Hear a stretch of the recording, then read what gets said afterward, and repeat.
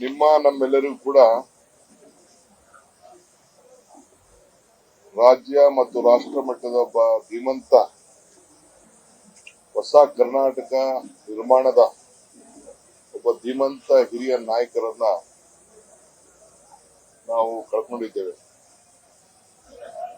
ಆಧುನಿಕ ಭಾರತದ ಆಧುನಿಕ ಕರ್ನಾಟಕದ ಮಹಾಶಿಲ್ಪಿ, ಕರ್ನಾಟಕವನ್ನ ಜಾಗೃತಿ ಮಟ್ಟಕ್ಕೆ ತೆಗೆದುಕೊಂಡು ಹೋದಂತ ಒಬ್ಬ ನಾಯಕ.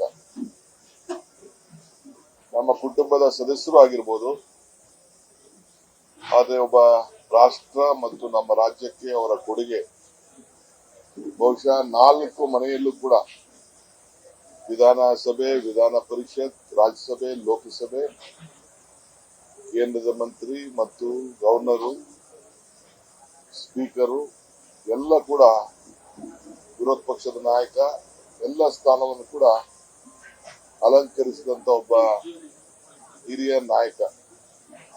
1962ರಿಂದ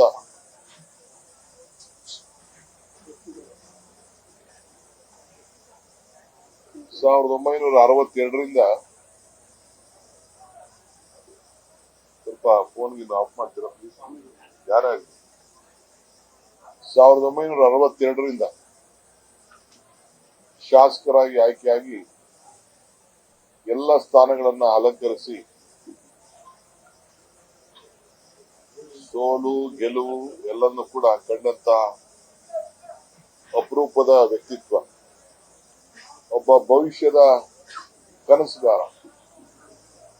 ಕರ್ನಾಟಕಕ್ಕೆ ಅವ್ರದೇ ಆದಂತ ಕೊಡುಗೆ ನಾನೇನು ಹೆಚ್ಚಿಗೆ ಹೇಳಬೇಕಾಗಿಲ್ಲ, ತಾವೇ ತಮ್ಮ ಚಿತ್ರದಲ್ಲಿ ತಾವೆಲ್ಲ ವರ್ಣಿಸ್ತಾ ಇದ್ದೀರಿ. ಇವತ್ತು ರೈತರ ಬದುಕಿಗೆ ಅಮೆರಿಕಾದಲ್ಲಿ ಅವರು ಓದಿದ್ರು ಕೂಡ ಇಲ್ಲಿ ಬಂದು ರೇಣುಕಾಚಾರ್ಯ ಕಾಲೇಜಲ್ಲಿ ಅವರು ಪ್ರವಚನ ಏನು ಒಂದು ಲೆಕ್ಚರ್ ಕೂಡ ಮಾಡಂತ ಒಂದು ಹವ್ಯಾಸವನ್ನ ಇಟ್ಕೊಂಡು ಲಾಯರ್ ಆಗಿದ್ಕೊಂಡು ಕೆನಡಿ ಚುನಾವಣೆಯಲ್ಲಿ ಅವರು ಪಾಲ್ಗೊಂಡದ್ದು ಅನ್ನೋದು ಇತಿಹಾಸನ ಯಾರು ಕೂಡ ತಳ್ಳಾಕ್ಲಿಕ್ಕೆ ಸಾಧ್ಯ ಇಲ್ಲ. ವಿದೇಶಾಂಗ ಸಚಿವರು, ಕರ್ನಾಟಕ ರಾಜ್ಯದ ಮುಖ್ಯಮಂತ್ರಿ, ಮಹಾರಾಷ್ಟ್ರದ ಗವರ್ನರ್, ಈ ಮೂರು ಬಹಳ ಎತ್ತರಕ್ಕೆ ತೆಗೆದುಕೊಂಡು ಹೋಗ್ತು. ಕರ್ನಾಟಕ ರಾಜ್ಯದ ಜನರ ಬದುಕಿಗೆ ಅವರು ಕೊಟ್ಟಂತ ಕೊಡುಗೆ ಬಹುಶಃ ಪುಟಾಣಿ ಮಕ್ಕಳಿಂದ ಹಿಡಿದು ಬಿಸಿ ಊಟದ ಕಾರ್ಯಕ್ರಮದಿಂದ ಹಿಡಿದು ಹೆಣ್ಣು ಕುಟುಂಬದ ಕಣ್ಣು ಅಂತ ಹೇಳಿ ಶ್ರೀಶಕ್ತಿ ಕಾರ್ಯಕ್ರಮವನ್ನು ಕೊಟ್ಟದಿಂದ ಹಿಡಿದು ರೈತರಿಗೆ ಉಚಿತವಾಗಿ 5 ರೂಪಾಯಿಗೆ ಪ್ರಾರಂಭ ಮಾಡಿ ಪಾಣಿಗಳನ್ನ ಕೊಟ್ಟು ಅವರ ಖಾತೆಗಳನ್ನ ಮನೆ ಬಾಗಿಲಿಗೆ ಪಾಣಿಗಳನ್ನ ಕೊಟ್ಟು ಅವರ ಆಸ್ತಿಗಳಿಗೆ ಒಂದು ದೊಡ್ಡ ಶಕ್ತಿಯನ್ನು ತುಂಬುವುದನ್ನು ಕೂಡ ನಾವೆಲ್ಲ ಈ ಪಾಣಿಗಳಿಗೆ ಯಾರು ಕೂಡ ತಿದ್ದುಕೊಂಡು ಇರಬಾರದು ಅನ್ನೋ ದೃಷ್ಟಿಯಿಂದ ಕಂಪ್ಯೂಟರ್ ಪಾಣಿಯನ್ನ ಭೂಮಿ ಯೋಜನೆಯನ್ನ ತೆಗೆದುಕೊಂಡು ಬಂದದನ್ನ ಎಲ್ಲಾ ರೈತರು ಕೂಡ ಇವತ್ತು ಸ್ಮರಿಸ್ತಾ ಇದ್ದಾರೆ. ಮತ್ತು ವಿಶೇಷವಾಗಿ ರೈತರ ಬದುಕಿನಲ್ಲಿ ಬದಲಾವಣೆ ತರಬೇಕು ಅಂತ ಹೇಳಿ ಕರ್ನಾಟಕ ರಾಜ್ಯದಲ್ಲಿ ಶ್ರೀಗಂಧವನ್ನ ರೈತರು ಬೆಳಿಬೇಕು ಅಂತ ಹೇಳಿ ಒಂದು ಕಾನೂನನ್ನ ತೆಗೆದುಕೊಂಡು ಬಂದು KH ರಂಗನಾಥ್ ಅವರು ಅರಣ್ಯ ಸಚಿವರು, ನಾವೆಲ್ಲ ಜೊತೆ ಸೌದಿಗಳಾಗಿದ್ದೋ ಆ ಸಂದರ್ಭದಲ್ಲೂ ಕೂಡ ಅವರು ಒಂದು ದೊಡ್ಡ ರೈತರಿಗೆ ಒಂದು ಶಕ್ತಿಯನ್ನ ಕೊಟ್ಟು ಆರ್ಥಿಕವಾದಂತ ದೊಡ್ಡ ಸಂಕಟದಲ್ಲಿದ್ದಂತ ಆಗ ಬರೀ 26,000 ಕೋಟಿ ಇತ್ತು. ಪ್ರಿವಿಲೇಜ್ ಕಾರ್ಪೊರೇಷನ್ ಅನ್ನ ಪ್ರಾರಂಭ ಮಾಡಿ ಅದಕ್ಕೆ ಒಂದು ಹೊಸ ಆರ್ಥಿಕವಾದಂತ ರಾಜ್ಯಕ್ಕೆ ಶಕ್ತಿ ಕೊಟ್ಟದನ್ನ ಯಾರು ಕೂಡ ಮರೀಲಿಕ್ಕೆ ಸಾಧ್ಯ ಇಲ್ಲ. ಕಾವೇರಿ ಜಲಾನಯ ಪ್ರದೇಶ ಅದಕ್ಕೆ ಒಂದು ಹೊಸ ರೂಪ ಕೊಟ್ಟು ಕಾವೇರಿ ಅಭಿವೃದ್ಧಿ ನಿಗಮ, ಕಾವೇರಿ ಜಲಾನಯದ ನಿಗಮವನ್ನ ಸ್ಥಾಪನೆ ಮಾಡಿ ರಾಜ್ಕುಮಾರ್ ಅವರ ಗಲಾಟೆಯಿಂದ ಹಿಡಿದು ಕಾವೇರಿಯ ಸಂಕಟದಲ್ಲಿ ಅವರು ಹೋರಾಟವನ್ನ ಮಾಡಿ ಕೋರ್ಟ್ ಅನೇಕ ತೀರ್ಪು ಕೊಟ್ಟರು ಕೂಡ ಇವತ್ತು ನಡಿಗೆ ಬೆಂಗಳೂರಿಂದ ಮಂಡ್ಯವರೆಗೂ ನಡೆದು ಬಹುಶಃ ಒಂದು ಇತಿಹಾಸ ಪುಟಕ್ಕೆ ಸೇರಿದ್ದಾರೆ. ವಿಕಾಸಸೌಧ ಕಟ್ಟಿದ್ದಾರೆ, ಉದ್ಯೋಗ ಸೌಧ ಕಟ್ಟಿದ್ದಾರೆ.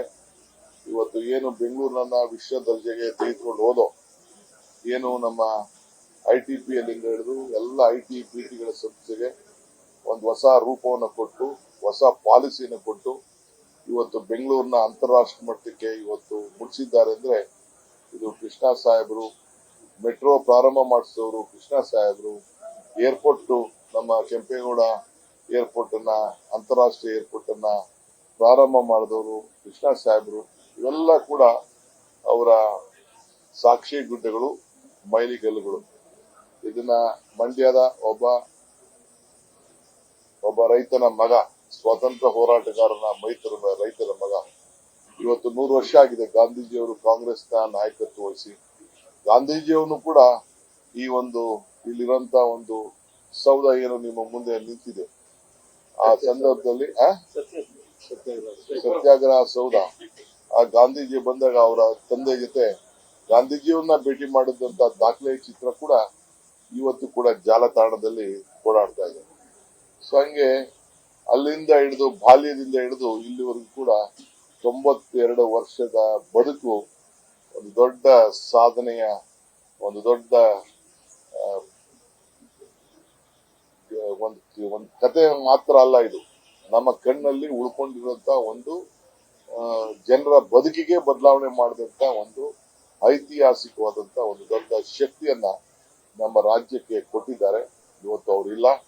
ನಮ್ಮ ಕರ್ನಾಟಕ ಸರ್ಕಾರ ಅವರಿಗೆ ಇವತ್ತು ಅವರ ಗೌರವನ್ನ ಅರ್ಪಿಸಬೇಕು ಅಂತೇಳಿ ನಾಳೆ ಬೆಳಗ್ಗೆ ರಜವನ್ನ ನನ್ನ ಹತ್ರ ಮುಖ್ಯಮಂತ್ರಿ ಮಾತಾಡಿದ್ರು. ನಾನೇ ಬೆಳಗ್ಗೆ ಹೋಗಿ ಅವ್ರಿಗೆ ವಿಚಾರವನ್ನ ತಿಳಿಸಿದೆ. ನನಗೆ ಮಧ್ಯರಾತ್ರಿ ನನ್ನ ಮಗಳು ಮತ್ತು ನನ್ನ ಧರ್ಮಪತ್ನಿ ಈ ವಿಚಾರನ ತಿಳಿಸಿದ್ರು. ತಕ್ಷಣ ಮುಖ್ಯಮಂತ್ರಿಗೆ ಹೋಗಿ ತಿಳಿಸಿ ಈಗ ತಾನೇ ಅಸೆಂಬ್ಲಿಯಲ್ಲಿ ಕೂಡ ಚರ್ಚೆ ಮಾಡಿ ಅವರು ಸಂತಾಪವನ್ನ ವ್ಯಕ್ತಪಡಿಸಿ ನಾಳೆ ರಾಜ್ಯವನ್ನ ಇದು ಕರ್ನಾಟಕ ರಾಜ್ಯದಲ್ಲಿ ಇಡೀ ಎಲ್ಲ ಸರ್ಕಾರಿ ಸಂಸ್ಥೆಗಳು ಮತ್ತು ಶಾಲಾ ಕಾಲೇಜುಗಳನ್ನ ನಾವು ರಜೆಯನ್ನ ಘೋಷಣೆ ಮಾಡಿದ್ದೇವೆ. ಎಲ್ಲೆಲ್ಲಿ ನಮ್ಮ ಸರ್ಕಾರ ಬೆಂಬಲವಾಗಿ ನಿಂತ್ಕೊಂಡಿದೆ ಸಂಸ್ಥೆಗಳು ಅವಕ್ಕೆಲ್ಲ ಕೂಡ ರಜೆಗಳನ್ನ ಘೋಷಣೆ ಮಾಡಿದ್ದೇವೆ ಸರ್ಕಾರದ ಪರವಾಗಿ. 3 ದಿನಗಳ ಕಾಲ ಶೋಕವನ್ನ ಆಚರಣೆ ಮಾಡುವಂತ ಕೆಲಸ, ಯಾವ ಸರ್ಕಾರಿ ಆಚರಣೆ ಕಾರ್ಯಕ್ರಮ ಕೂಡ ಸೆಲೆಬ್ರೇಷನ್ಸ್ ಕೂಡ 3 ದಿನಗಳ ಕಾಲ ಇರುವುದಿಲ್ಲ. ಇದು ಈಗಾಗಲೇ 3 ದಿನಗಳ ಕಾಲ ರಾಜ್ಯದಾದ್ಯಂತ ಶೋಕವನ್ನ ಆಚರಿಸಲಾಗಿದೆ. ಈಗಾಗಲೇ ಜಿಒ ಕೂಡ ಇಶ್ಯೂ ಆಗಿದೆ, ಪ್ರೆಸ್ ರಿಲೀಸ್ ಕೂಡ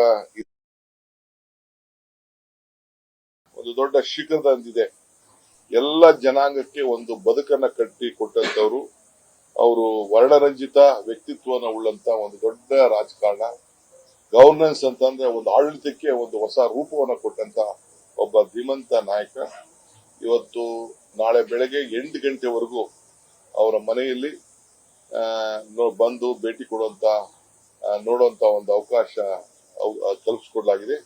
8 ಗಂಟೆ ಮನೆ ಬಿಟ್ಟು ಇಲ್ಲಿ ಚನ್ನಪಟ್ಟಣ, ಇದು ಬಿಡದಿ, ಕೆಂಗೇರಿ, ಬಿಡದಿ, ರಾಮನಗರ ಮತ್ತು ಚನ್ನಪಟ್ಟಣ ಅಲ್ಲಿ ಒಂದು 5 ನಿಮಿಷ ಅಲ್ಲಿ ನಿಲ್ಲಿಸುವಂತದ್ದು. ಒಂದೊಂದೇ ಕಡೆ ಮಧ್ಯೆ ಯಾರು ಕೂಡ ಅಡ್ಡ ಹಾಕ್ಲಿಕ್ಕೆ ಪ್ರಯತ್ನ ಮಾಡಕ್ ಹೋಗ್ಬಿಡಿ. ನಾವು ಪೊಲೀಸ್ ಅವರಿಗೆ ಆದೇಶ ಕೊಟ್ಟಿದ್ದೇವೆ. ಒಂದೇ ಸ್ಟಾಪ್, ಇವೆಲ್ಲ ಕಡೆ ಒಂದೊಂದೇ ಕಡೆ ಸ್ಟಾಪ್. ಎಲ್ಲ ತಾಲೂಕಿನ ಜನತೆ, ಆ ತಾಲೂಕಿನವರು ಯಾರೇ ಆಗ್ಲಿ ನೋಡ್ಬೇಕು ಅಂತ ಇಚ್ಛೆ ಪಡೋರು ಆ ಒಂದೊಂದು ಜಾಗದಲ್ಲೇ ಚನ್ನಪಟ್ಟಣ ಕೆಂಗೇರಿ ಬಸ್ ಸ್ಟ್ಯಾಂಡ್ ಅಲ್ಲಿ, ಬಿಡದಿ ಬಸ್ ಸ್ಟ್ಯಾಂಡ್ ಅಲ್ಲಿ, ಚನ್ನಪಟ್ಟಣ ಗಾಂಧಿ ಸರ್ಕಲ್ ನಲ್ಲಿ ಮತ್ತು ರಾಮನಗರದ ಬಸ್ ಸ್ಟ್ಯಾಂಡ್ ನಲ್ಲಿ ಅಲ್ಲಿ 1 ನಿಮಿಷ ಇದೆ. ಆ ಸ್ಥಳೀಯ ಶಾಸಕರು ಕೂಡ ಮನವಿ ಮಾಡಿಕೊಂಡಿದ್ದಾರೆ, ಅದಕ್ಕೂ ಕೂಡ ಅವಕಾಶ. ಮತ್ತು ಇಲ್ಲಿ ಅನೇಕ ಒತ್ತಡ ಇದೆ ನಮಗೆ.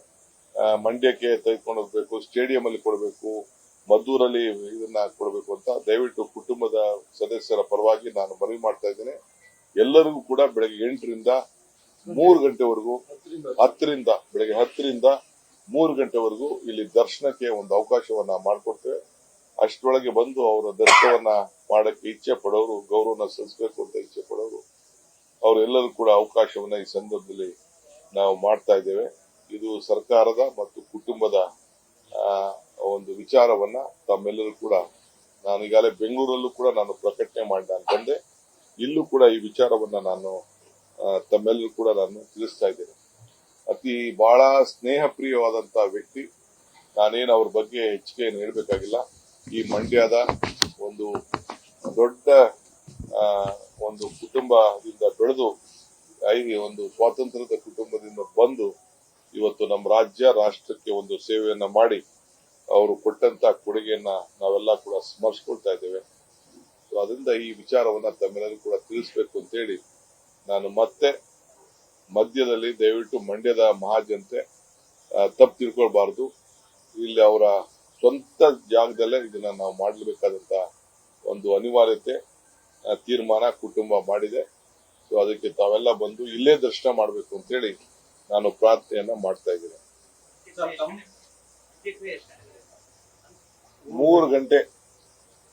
3 ಗಂಟೆ ಸರ್ಕಾರದ ಗೌರವದೊಂದಿಗೆ 3 ಗಂಟೆಗೆ ಅಲ್ಲಿವರೆಗೂ ಕೂಡ ನಾವು ಅವಕಾಶ ಮಾಡ್ತೀವಿ. 1 ಅವರ್ ಅಲ್ಲಿ ಕಂಪ್ಲೀಟ್ ಸಾಧು ಸಂತರು ಬರ್ಬೋದು, ವಿರೋಧ ಪಕ್ಷದ ಎಲ್ಲಾ ಪಕ್ಷದ ನಾಯಕರುಗಳು ಬರ್ಬೋದು, ಎಲ್ಲಾ ರಂಗದ ಬರ್ಬೋದು, ಮುಖ್ಯಮಂತ್ರಿಗಳು ಕೂಡ ಈ ಕಾರ್ಯಕ್ರಮದಲ್ಲಿ ಪಾಲ್ಗೊಳ್ತಾ ಇದ್ದಾರೆ. ಎಲ್ಲ ಶಾಸಕರಿಗೆಲ್ಲ ಸ್ಪೆಷಲ್ ಫ್ಲೈಟ್ ಅಲ್ಲಿ ಎಲ್ಲ ಕೂಡ ಅವರು ಕೂಡ ಬೆಳಗಾವಿದೆಲ್ಲ ಹೊರಟಿದ್ದಾರೆ.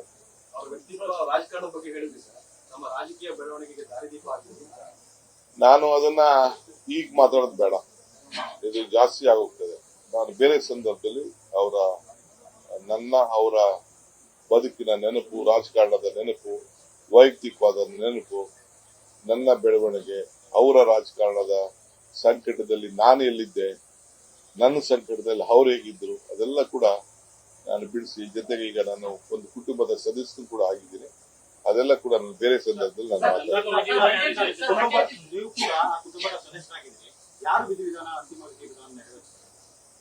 ಅವರ ಧರ್ಮಪತ್ನಿ, ಅವರ ಮಕ್ಕಳು ತೀರ್ಮಾನ ಮಾಡಿ ತಿಳಿಸ್ತಾರೆ.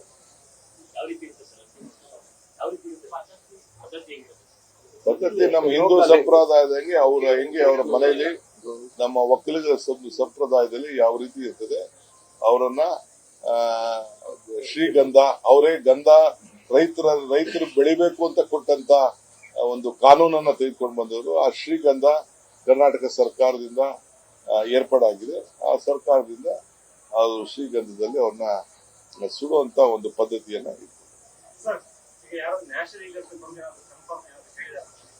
ನಾನು ಯಾರ ಹತ್ರನೂ ನಾನು ಮಾತಾಡಕ್ಕೆ ನಾನು ಫೋನ್ ಎತ್ತಕ್ಕಾಗಿಲ್ಲ. ಮಲ್ಲಿಕಾರ್ಜುನ್ ಖರ್ಗೆ ಸಾಹೇಬರು ಮಾತ್ರ ನನಗೆ ಫೋನಲ್ಲಿ ಮಾತಾಡಿ ನನ್ನ ಹತ್ರ ಸಿರಿಸಿದ್ರು. ಅವರ ಧರ್ಮಪತ್ನಿಯವ್ರ ಹತ್ರ ಕೂಡ, ಪ್ರೇಮಾ ಕೃಷ್ಣ ಅವ್ರ ಹತ್ರ ಕೂಡ ಅವರು ಮಾತಾಡಿದ್ರು. ನಾನು ಮಿಕ್ಕಿದ್ದು ನನ್ನ ಫೋನಲ್ಲಿ ನಾನು ಬರೀ ಈ ಅರೇಂಜ್ಮೆಂಟ್ಸ್ ಎಲ್ಲ ಇದ್ದೆ, ಬೆಳಗ್ಗೆಯಿಂದ ಟ್ರಾವೆಲ್ ಅಲ್ಲಿ ಇದೆ, ಅದನ್ನ ಮಾಡಕ್ ಹೋಗ್ತಾ ಇಲ್ಲ. ಅದ್ರ ಬಗ್ಗೆ ನಾನು ಚರ್ಚೆ ಮಾಡಕ್ ಹೋಗ್ತಾ ಇಲ್ಲ. ಸರ್, ಮಂಡ್ಯ ಜಿಲ್ಲೆ ಕೃಷಿ ಪ್ರಧಾನ ಜಿಲ್ಲೆ, ಆದ್ರೂ ಅಲ್ಲಿ ಕೈಗಾರಿಕಾ ವಲಯಗಳ ಮಾಡಿ ಯಾವ ರೀತಿ ಅನುಕೂಲ ಆಗಿದೆ ಸರ್? ನಾವು ಕೈಗಾರಿಕಾ ಈ ಮದ್ದೂರ್ದು ಕಂಪ್ಲೀಟ್ ಇಂಡಸ್ಟ್ರೀಸ್ ತಂದವ್ರೆ ಅವರು ಅಲ್ವಾ? ಇಂಡಸ್ಟ್ರೀಸ್ ಮಿನಿಸ್ಟರ್ ಆಗಿದ್ದಾಗ ಗೆಜ್ಲೆಗೆರೆ, ಸೋಮನಹಳ್ಳಿ ತಂದವ್ರಂದು ಬಿಸಿ ಊಟ ಕೊಟ್ಟವ್ರು ಅವರೇ ಅಲ್ವಾ? ಬಿಸಿ ಊಟ, ಶ್ರೀ ಶಕ್ತಿ ಸಂಘ ಪ್ರಾರಂಭ ಮಾಡಿದವರು ಅವರು ದೊಡ್ಡ ಸಾಕ್ಷಿ ಕೊಟ್ಟೆ ಬಿಟ್ಟು ಹೋಗಿದ್ದಾರೆ. ಉದ್ಯೋಗ ಸೌಧ ಕಟ್ತವ್ರು ಅವರೇ, ವಿಕಾಸ ಸೌಧ ಕಟ್ತವ್ರು ಅವರೇ.